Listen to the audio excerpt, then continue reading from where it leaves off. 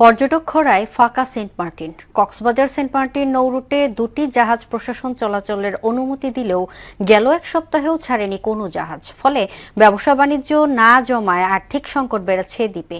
দ্বীপবাসীর দাবি, বিধিনিষেধ শিথিল করা না হলে সংকট আরও বাড়বে। আফসার কবির আকাশের প্রতিবেদন, জানাচ্ছেন আফরিন পপি। পর্যটক খরায় চিরচেনা সেন্ট মার্টিন যেন নতুন রূপে। নেই কোনো ভিড়, ফাঁকা হোটেল, মোটেল, রেস্টুরেন্ট আর জনশূন্য সৈকত। জেটিতেও নেই জাহাজের হুইসেল। সবখানেই যেন শুনশান নীরবতা। পর্যটকের আনাগোনা না থাকায় ব্যবসায় মন্দাভাব।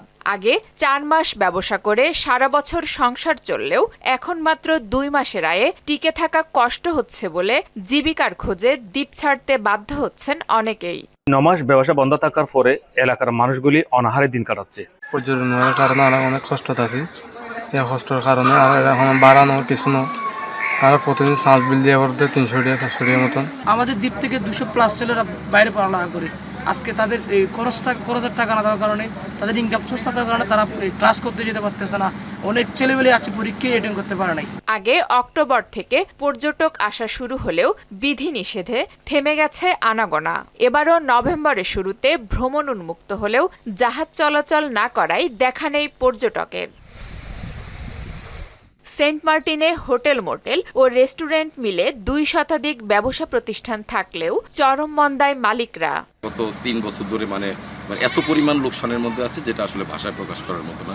এখন কোনো জায়গায় গেলেও আমরা আসলে এই ব্যাপারটা নিয়ে সাপোর্ট পাই না। পর্যটক না আসাতে আমাদের রিসোর্টগুলো বন্ধ, আর যার কারণে আমরা স্টাফদের কোনো ধরনের বেতন দিতে খুব হিমশিম খাচ্ছি। এই দ্বীপের মধ্যে আর আছি খুব কষ্টর বিনিময়ে। আর যেই নাকি মনে করো আগে আলসাস করে খাইতাম, এখন এবার তো বাতে গিয়ে গই।